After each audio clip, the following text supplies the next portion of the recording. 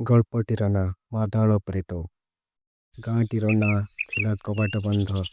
ଏହି ଗାଁରେ ଜଣେ ମଉସା, ତାଙ୍କର ନାଁ ଥିଲା ଦିବାକର। ଦିବାକର ମଉସା ସେ ଜଣେ ପରୋପକାରୀ ବ୍ୟକ୍ତି ଥିଲେ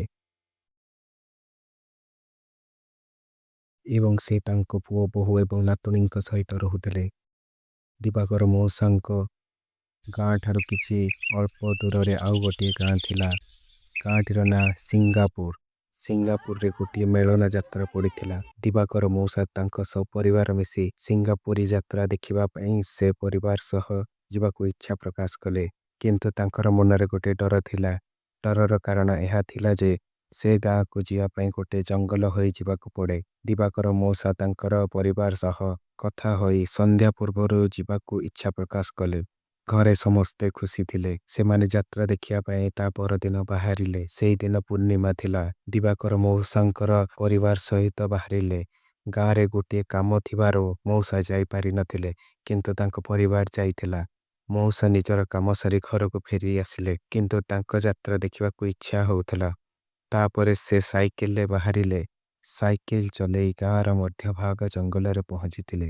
ଅନ୍ଧାରୁଆ ହୋଇ ଆସିଥିଲା। ରାସ୍ତା ସାଇଡରେ ଗୋଟିଏ ତେନ୍ତୁଳି ଗଛଟିଏ ଥିଲା। ସେ ଗଛଟା ମଉସା ଦେଖିଲେ, କିନ୍ତୁ ସେ ଗଛଟା ଅଲଗା ଲାଗୁଥିଲା। ତାପରେ ତାଙ୍କର ଗୋଟିଏ କଥା ମନେ ପଡ଼ିଥିଲା। ସେ ଗଛଟା ଗୋଟିଏ ମାଦଳ ପ୍ରେତ ବାସ କରେ।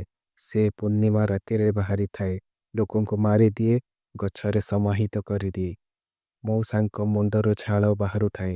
ମଉସା ନିଜ ପରିବାର କଥା ମନେ ପକେଇଲେ। ସାଇକେଲରେ ପେଡେଲ ମାରିଥିଲେ। ଗଛକୁ ଛାଡ଼ି ଅଧେ ବାଟ ଯାଇଛନ୍ତି। ମାଦଳ ପ୍ରେତ ଗଛର ତଳକୁ ଖସିଲା। ଗଡ଼ ଗଡ଼ ହୋଇ ରାସ୍ତାରେ ଗଡ଼ିଲା। ମଉସାଙ୍କୁ ଗୋଡ଼ାଇବାକୁ ଲାଗିଲା। ମଉସା ହରିଙ୍କୁ ସ୍ମରଣ କରି କହିଲେ, ରକ୍ଷା କର ହରି, ମୋ ଜୀବନ ତମ ହାତରେ।